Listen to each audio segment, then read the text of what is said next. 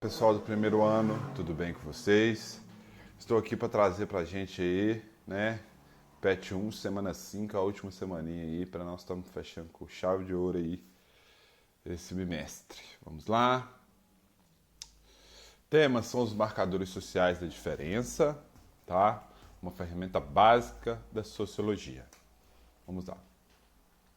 Em algum momento da sua vida, você já deve ter respondido a algum questionário que solicitava informações sobre a sua raça, cor, escolaridade, idade, profissão, gênero, etc. Abrindo uma conta em uma rede social, participando de uma pesquisa de opinião, matriculando-se na escola ou mesmo respondendo ao censo demográfico, IBGE. Você já notou que são sempre mais ou menos as mesmas informações requisitadas? Mas afinal, para que servem essas informações? Saber se você é preto ou pardo, jovem ou idosa, pode não dizer muito sobre quem você é individualmente, mas saber quantas pessoas pretas, pardas, jovens ou idosas existem em uma escola ou em uma sociedade pode responder muitas questões sobre esses ambientes de maneira mais ampla. Nessa última semana diagnóstica, você irá identificar o que são o que são, para que servem e quais os principais marcadores sociais utilizados pela sociologia em sua tarefa de compreender como funciona a sociedade. Então, gente, a gente vai entender, né, o que são esses marcadores sociais da diferença, né? Como eles marcam as nossas diferenças, né, entre nós aí, questão da raça, cor, idade, gênero, né? Vamos lá. Vamos lá para os 3Ds, né, gente? Diversidade, diferenças e desigualdade. As sociedades humanas são caracterizadas por um fato incontestável, a diversidade. Aí ele fala da cultura, tá, gente? Nós temos uma cultura, várias culturas, nós temos um país muito diversamente cultural, tá bom? Somos todos e todas muito diferentes uns dos outros em vários sentidos. Aí essa diferença está dentro do âmbito da sua própria cultura, tá bom, gente? Ok? Essa diferença está no âmbito da nossa cultura. E aí nós trataremos aí dessas diferenças pessoais de cunho da identidade, tá bom? As diferentes identidades dentro da mesma cultura. Outra característica marcante das sociedades humanas é a desigualdade entre as pessoas e grupos. Aí nós falamos de desigualdade, gente, por exemplo, a desigualdade de acesso, a desigualdade econômica, tá bom? É desses fatos aí que a gente fala. O fato de pessoas serem diferentes por si só não explica a desigualdade social existente entre elas, né, gente? O fato de a gente ser diferente em nossa personalidade não quer dizer o fato, não justifica o fato da nossa diferença econômica ou nossa desigualdade, tá bom? É o significado que a sociedade dá às relações existentes entre indivíduos, entre diferentes pessoas e grupos, que explica tais desigualdades. Os marcadores sociais das diferenças constituem um campo de estudo das ciências sociais, que tenta explicar como são construídas pela mão humana as desigualdades e as hierarquias entre as pessoas e grupos de sociedade. Dentre os marcadores sociais mais importantes estão gênero, raça e cor, classe social, sexualidade, geração e regionalidade. Ok? A relacionarmos essas classificações entre si, começamos a compreender qual é o perfil de uma dada população, de quantas pessoas essa população é composta, como suas condições de vida ou se sua existência existem problemas que atingem mais um grupo do que outro, por exemplo. Vamos aí, né, gente? Um problema que atinge mais, por exemplo, a população negra, né? Os assassinatos de jovens negros que são moradores de periferia, né? Isso aí é uma questão que atinge mais a população negra, né? O assassinato de, de gays, né, gente? Pelo simples fato de serem gays, né? De mulheres pelo simples fato de serem mulheres, né? São as coisas que intrigam.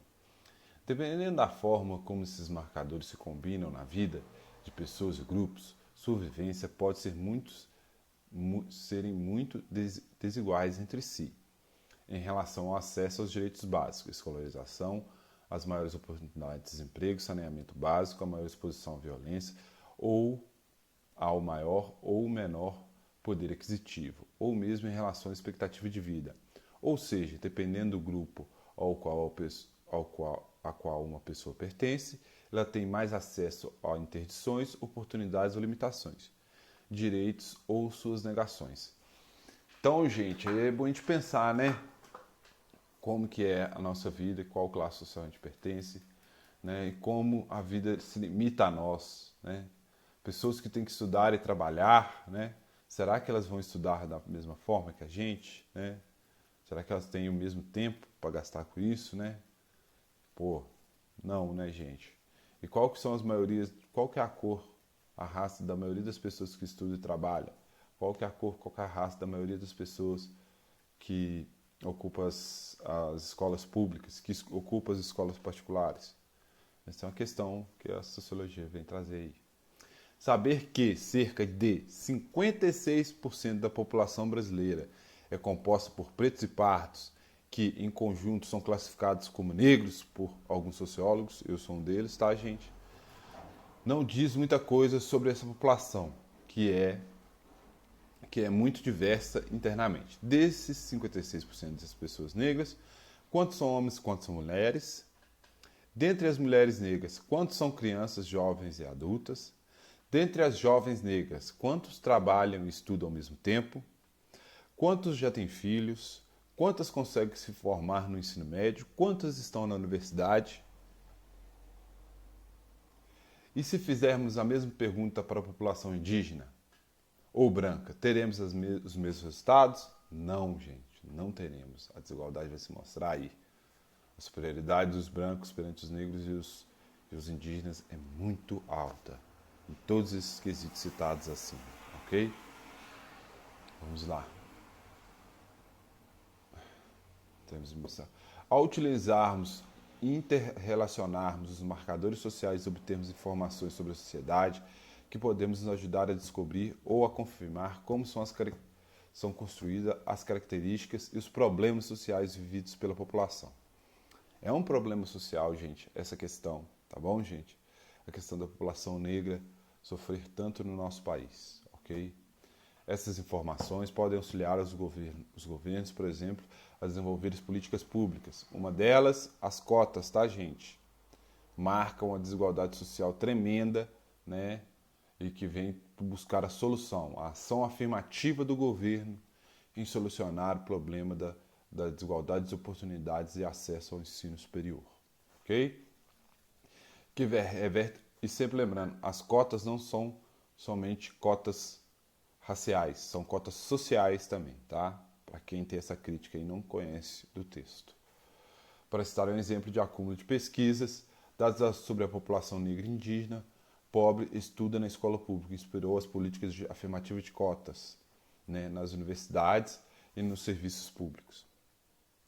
Pesquisadores, ao pesquisarmos todos os assuntos que envolvem uma sociedade, os marcadores sociais sempre serão úteis para alimentar a nossa imaginação sociológica e nos aproximarmos cada vez mais de compreensão. Desculpa, gente, eu vou reler. Ao pesquisarmos todos os assuntos que envolvem uma sociedade, os marcadores sociais sempre serão úteis para alimentar a nossa imaginação sociológica e nos aproximar cada vez mais da compreensão de como realmente funciona a nossa realidade social. Com isso, somos capazes de propor soluções, melhorá-las e transformá-las. Então, gente, utilizar a nossa imaginação social mais os marcadores sociais ajuda-nos nós a ter uma clareza maior de qual é a sociedade que vivemos, tá? E reforçando, é uma sociedade machista, racista e classista. Pessoal, bora para a atividade. Interprete o gráfico a seguir e assinale a alternativa correta. O gráfico, jornada média semanal de horas de trabalho, por gênero, Brasil 2012. Ali eu já li por hora, gente, que está embaixo aqui no gráfico, tá bom? Ó, está aqui, ó, por horas de trabalho semanal. Então a gente vai ter mulheres no total, né? Mulheres rurais e urbanas, né? Que a gente vai dividir aí, né? As mulheres no trabalho principal, as urbanas dedicam 37 horas e as rurais 27, enquanto os homens rurais 39 e os urbanos 42. As mulheres rurais dedicam ao afazer doméstico 26 horas, as urbanas 20, né? Os afazeres domésticos dos homens rurais a 10 horas, dos urbanos 9,9, quase nenhuma diferença. Vamos lá para a nossa atividade. Os marcadores sociais de diferenças combinados no gráfico são gênero, trabalho, regionalidade, demonstrando que as mulheres dedicam, em média, mais horas de trabalho semanal aos afazeres domésticos que os homens e que as mulheres rurais são as que mais trabalham no lar. Essa é a questão correta, gente. É foda quando é a primeira, mas é essa daí. B. Gênero, trabalho, demonstrando que no Brasil mulheres trabalham em média cerca de 50% de horas semanais a mais que os homens nos afazeres domésticos e que não há diferença significativa entre as mulheres rurais e urbanas. A primeira parte até está certa, mas a segunda não, tá? Existe sim uma diferença e são de 6 horas semanais. É grande. Gênero, regionalidade, demonstrando que homens e mulheres urbanos trabalham menos horas semanais em seus trabalhos principais do que os homens e mulheres rurais. Errado também. A regionalidade de trabalho demonstra que no meio rural, homens e mulheres trabalham menos horas no lar do que no meio urbano. Não, é o contrário. Vamos lá, mais um pouquinho. Gênero, trabalho e regionalidade, demonstrando que homens urbanos e rurais trabalham um número idêntico de horas semanais no trabalho principal e no lar, o que não acontece com as mulheres rurais e urbanas. Errado, não é idêntico. Tem a diferençazinha pequena, mas tem. Vamos lá. Interprete o gráfico e assinale a alternativa correta. Rendimento hora média real do trabalho principal das pessoas ocupadas por cor ou raça, segundo o nível de instrução no Brasil. Aí vamos ter aqui, ó, brancos, pretos ou pardos, né? Então, no total, sem instrução e ensino fundamental incompleto, né? Os brancos aí são a maioria.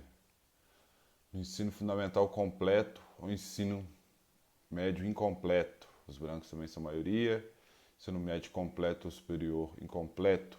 Brancos são também a maioria. Ensino superior completo. Brancos também é a grande maioria. Vamos lá.